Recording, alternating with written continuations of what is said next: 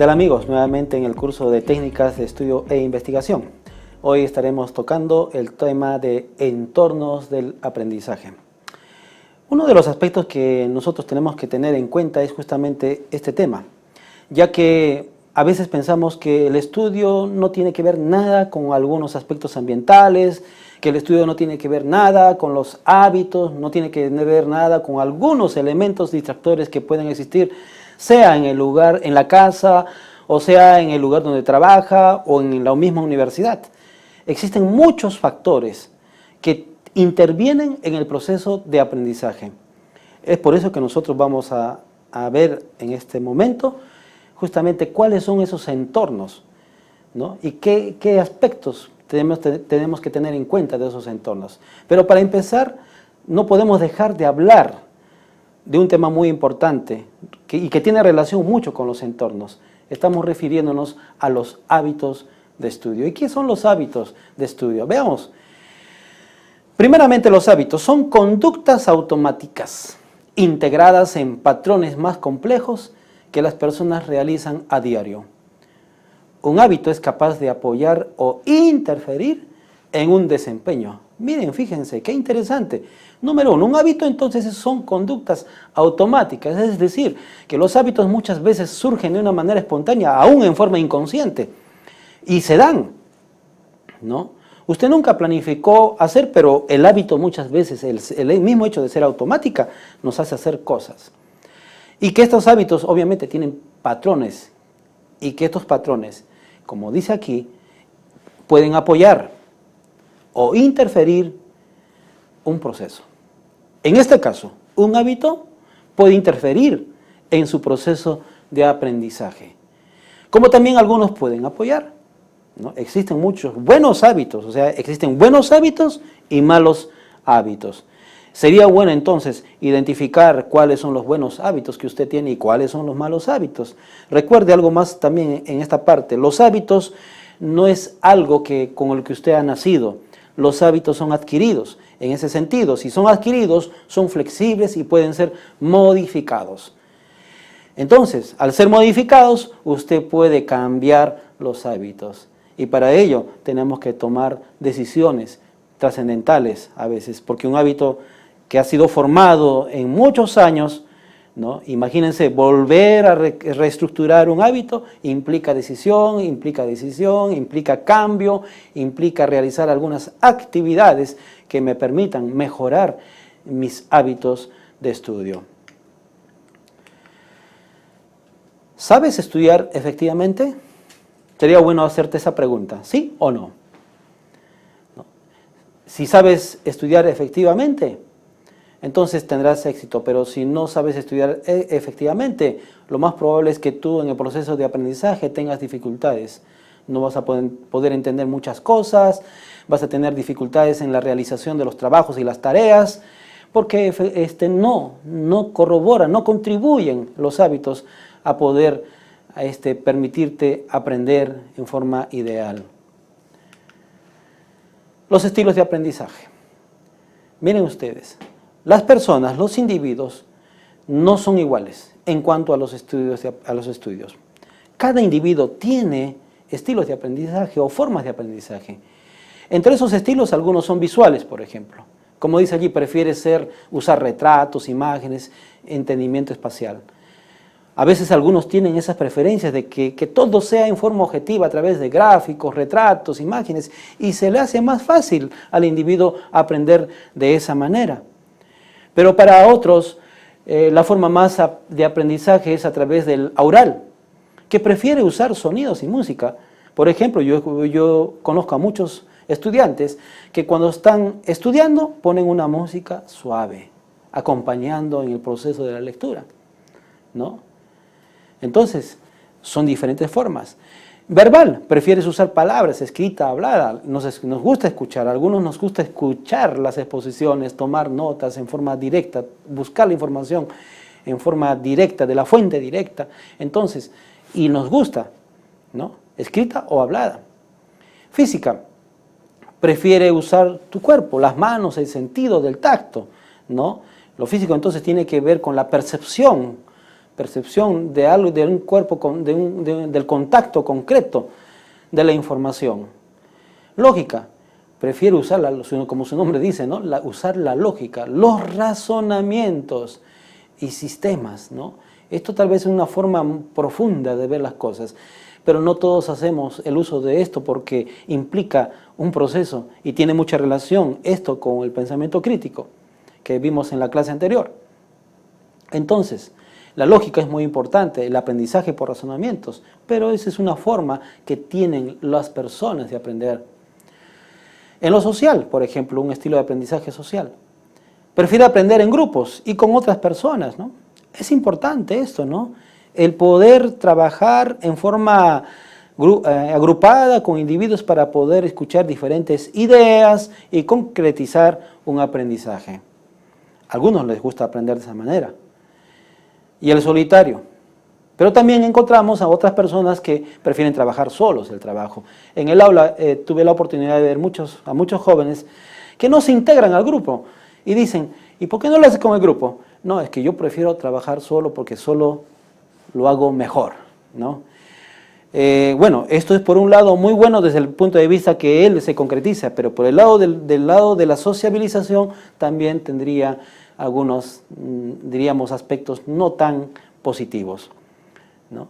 Pero es su forma de aprender, ¿no? Y usar el estudio, el autoestudio. Hay personas que no necesitan que les digan qué aprender, simplemente se interesan en la investigación, se interesan en querer profundizar, ¿no? Y el solitario justamente a veces permite el autoestudio. Probablemente cada uno de ustedes tienen algo de todos estos estilos de aprendizaje. Nos gusta ver imágenes, oral, verbal, física, lógica, social o solitaria. Todos tenemos algo de esto. Sin embargo, siempre hay en el individuo algo que predomina más. Y sería bueno que usted comience a identificar cuál es el estilo de aprendizaje que predomina más en usted, ¿no? Y ojo, queremos recalcar que también esta concatenación de estilos de aprendizaje, ¿no?, está basada, se recomienda que esté basada en un proceso de sociabilización. Las ideas se enriquecen mucho cuando son compartidas, cuando entran en un plano del diálogo para poder reforzar las ideas con opiniones también de nuestros pares. Factores que intervienen en el aprendizaje. Y aquí entramos a un aspecto. Existen factores personales. Número uno, la personalidad, ¿no? La personalidad es un aspecto del ser humano y generalmente es externa. La personalidad a veces es algo que tiene que ver en forma directa con el aprendizaje, porque está envuelta, la personalidad implica nuestros hábitos, la personalidad implica nuestras conductas, nuestras decisiones, nuestras disposiciones en el proceso de aprendizaje. Y si nuestra personalidad refleja esa intención de poder aprender, no habrá ningún problema. La inteligencia, otro factor personal, ¿no? Todo ser humano tiene la inteligencia, fue dotado desde que nació con una inteligencia, con un nivel de inteligencia. Un autor de antaño decía, Quintiliano, un gran pensador romano, decía, no existe persona que no pueda ser educada. Y él decía lo siguiente, ¿no?, que todos los seres humanos tenemos las condiciones de inteligencia para poder aprender. En ese contexto, entonces, todos podemos aprender y todos tenemos la capacidad de aprender. No existe persona que no tiene la capacidad de aprender. Todos podemos aprender. Y tenemos que sacarnos el paradigma de muchas veces pensar de que no tenemos esa capacidad. Existen otros factores que probablemente han alimentado esa idea de que no puedo hacerlo. Yo recuerdo, por ejemplo, cuando estaba en el colegio, el profesor de matemáticas me hizo ver las matemáticas como un monstruo, como algo inalcanzable, algo que no podía alcanzar. Y él decía aquí, entraba al aula y decía, de aquí solamente aprobarán 5, el resto se jalará, la matemática es lo máximo. Como si la matemática fuera lo último, pero nos hacían ver eso, ¿no? Nos hacían ver eso. Y no es así siempre. Cuando estuve en la universidad, una de las experiencias que tuve es que me jalé en matemática. Entonces allí surgió ese paradigma, ¿no? Las matemáticas. Había arrastrado ese mundo de las matemáticas, de la dificultad de las matemáticas, desde la primaria, secundaria y ahora en la universidad. Y allí viene un aspecto muy importante que tiene que ver mucho con la personalidad también. La capacidad de poder autoestudiar. Miren ustedes. Me fui a comprar 2 libros de matemática, recuerdo muy bien, allí en la Universidad de Villarreal, por allí. Compré 2 libros de matemáticas y me vine a autoaprendizaje, a estudiar, ¿no? Leímos. Y si ustedes me preguntan si amo las matemáticas ahora, soy un buen matemático, manejo estadística. Entonces descubrí que las matemáticas en realidad son fáciles.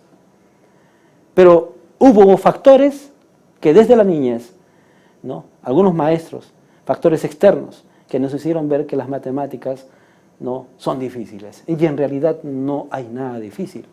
Todo se puede aprender. La falta de motivación e interés, otro factor muy importante y es personal. Si tú no tienes interés en el aprendizaje, y estás estudiando, estás perdiendo el tiempo. Porque un elemento muy importante en el crecimiento, en el desarrollo del logro personal es estar motivado y tener el interés de crecer. Y aquí tenemos que tener en claro un aspecto muy importante, porque ¿por qué a veces fracasan las personas y no están a gustas con su carrera? Lamentablemente, a veces existen factores externos que nos inducen a los hijos a estudiar algo que no les gusta. Algo que no les gusta. Y en este sentido quiero recomendar en todo caso que si uno quiere ser feliz en su carrera, quiere ser feliz en todo lo que hace, que empiece a estudiar y formarse en el que verdaderamente le gusta, ¿no? Por ejemplo, yo recuerdo a un muchacho, a un amigo mío cuyo padre le dijo, si no estudias tal cosa, no, yo no te apoyo, pero si estudias esto, yo te voy a apoyar. Tú vas a tener todo el apoyo mío en la universidad, económico, todo lo que tú quieras, pero tienes que estudiar esto. Obviamente a veces los padres piensan o sueñan por los hijos, ¿no? Sueñan por los hijos y buscan creen que lo que el padre en este sentido es bueno, va a ser para el hijo. Bueno, pasó el primer año, segundo año, tercer año, cuarto, quinto año, llegó, se graduó, sacó su título y después con ese cartón se fue donde su padre y le dijo, papá, muy bien, terminé mi carrera, toma, aquí está tu título. A mí no me gusta, a mí no me sirve. Hoy en día este amigo está realizando otra tarea, no le gusta lo que estudió. Un factor externo hizo que él estudiara lo que no. Y surge acá la idea, ¿quién es feliz con algo que no le gusta? Entonces, ¿cuán importante entonces es el estar motivado, el tener interés, ¿no? Y uno se va a motivar y va a tener interés cuando está haciendo lo que le gusta, cuando está estudiando lo que le gusta. La autoestima, ¿cómo te consideras tú? ¿No? Yo no puedo, ¿cuántas veces lo he intentado? Yo no puedo. Tú lo puedes, nosotros lo podemos, ¿no? Y el reflejo justamente de ese no puede, justamente lo que estábamos mencionando hace un momento, nos hicieron pensar, nos hicieron ver que algunas cosas no se pueden hacer porque están fuera de nuestro alcance, y no es así, ¿no? Tenemos que mostrar una actitud de autoestima en el sentido de que sí podemos, pero es un factor determinante, ¿no? En la universidad se requiere mucha de la intervención y de la participación del estudiante en la construcción del conocimiento, pero podemos observar que existen muchos jóvenes que no opinan, que no hablan, no dicen nada o tienen temor a decir sus opiniones porque piensan que van a ser reprochadas, cosa que no debe existir. Trastornos. Aunque este es un elemento, aunque los trastornos son un elemento muy poco, sin embargo, a veces son situaciones que se dan, ¿no? Por ejemplo, cuando existe un trastorno de un retraso mental. ¿Es un factor? Sí, pero existen diferentes niveles. Aunque los trastornos hoy en día existen muchos trastornos, ¿no? Como podemos ver, de tipo emocionales, afectivos, biológicos, cognitivos. Los trastornos pueden llegar también a ser una dificultad. Por ejemplo, los emocionales. Un joven puede estar, o una persona adulta, un estudiante universitario, puede estar bien, pero cuando de pronto sufre un shock emocional, puede determinar también una baja y una caída en su rendimiento académico. Por ejemplo, la pérdida de un ser querido que tuvo un valor significativo en la vida de un joven universitario puede ser trascendente en su rendimiento académico. Y a veces los profesores no entendemos estas situaciones. Es allí donde justamente el maestro debe tener esa capacidad muy, diríamos, importante de poder orientar, aconsejar a ese muchacho y saber entender, ¿no? Así es que podemos ver eso. También podemos ver en un aspecto emocional que a veces existen la ansiedad frente a los exámenes, ¿no? Y a veces se da que tenemos estudiantes que conocen muy bien, se explayan de una manera importante, hacen bien sus trabajos, pero cuando están frente a un examen, se olvidan todo, ¿no? Entonces son factores que determinan. Eso implica entonces que en el proceso de aprendizaje, tanto estudiantes como docentes deberíamos conocer muchos aspectos. Factores sociofamiliares. En los factores sociofamiliares nosotros podemos encontrar los económicos, ¿no? Nivel socioeconómico de la familia, composición de la familia, ingresos familiares. El factor económico es muy determinante en el desarrollo del aprendizaje. Es determinante, sí, pero no imposible para aquel que quiera estudiar. Cuando uno tiene el deseo de estudiar, busca diferentes formas, mecanismos de poder agenciarse económicamente. A veces tenemos que romper con estos aspectos. Y si es que el estudio está en un entorno familiar, cuando de pronto la madre o el padre está estudiando y de pronto se ve todavía con la carga familiar, entonces es bastante dificultoso. Y a veces podemos ver que en la realidad estudiantil universitaria, a las personas que tienen estas situaciones, paran muchas veces estresadas, preocupadas. Pero implicaría esto la forma de ver también este problema económico. Sin embargo, es un factor determinante la economía en el aprendizaje, ¿no? Factores sociales y culturales. El nivel cultural de los pares, hermanos, medio social de la familia. A veces no existe una motivación interna de la familia para incidir significativamente en el estudio de sus hijos, ¿no? No existe, no motivan a los estudiantes, no motivan, no se interesan, ¿no? No se interesan simplemente por el crecimiento profesional de los hijos en el hogar, ¿no? Esto implica entonces que si somos padres, si nosotros somos padres, tendríamos que darle un lugar a nuestros hijos para que puedan ellos amar el crecimiento y la profesionalización y tener más adelante una vida saludable y de éxito. A veces nosotros no nos ponemos a pensar en estos detalles. Factores educativos. El interés de los padres para con las actividades académicas en la formación universitaria de sus hijos. Identificación de los hijos con las imágenes paternas, ¿no? Como estábamos mencionando, ¿no? El factor educativo es muy importante. A veces los hijos quieren ser lo que los padres son. Si el padre es profesional, el hijo también quiere ser profesional, ¿no? Y si el padre no es profesional, a veces el hijo se contenta también con lo que ve en la imagen paternal. El padre tiene que empezar a despertar en el hijo esa intención de mejorar, ¿no?, su condición educativa. La vida nos ha enseñado que muchas personas han tenido una herencia tal vez no grata desde una perspectiva educativa, pero con sus logros y sus decisiones han cambiado la historia de sus familias. Padres que no tuvieron educación, pero sin embargo con ese empeño de identificarse con el crecimiento y el éxito de sus hijos, lograron que sus hijos tuvieran una profesión. Lucharon, ¿no?, y tuvieron una profesión y cambiaron la historia de su vida. Grandes hombres, grandes científicos tienen esas historias en la vida. Entonces lo que nos demuestra entonces de que cuando uno quiere verdaderamente estudiar, no hay límites para el estudio. Factores académicos universitarios. En los factores académicos podemos encontrar también factores pedagógicos. O sea, existe un factor pedagógico sobre la forma como el docente enseña. Es determinante en el aprendizaje. Hay muchos profesores que a veces tienen tanto conocimiento, pero no saben cómo hacer llegar ese conocimiento a los estudiantes. Y los estudiantes muchas veces dicen, no le entiendo al profesor. No es porque el profesor sea malo, no tenga conocimiento, sino que su forma de hacer llegar el conocimiento no es el adecuado porque no tiene un método o una técnica ideal para dar a conocer la información que él maneja. Los planes de estudios inadecuados, los estilos de enseñanza poco apropiados, deficiencias en la planificación docente, contenidos inadecuados, refuerzos negativos, desconexión con la práctica, escasez de medios y recursos, exigencia al estudiante de tareas inadecuadas, no utilizar estrategias de diagnóstico.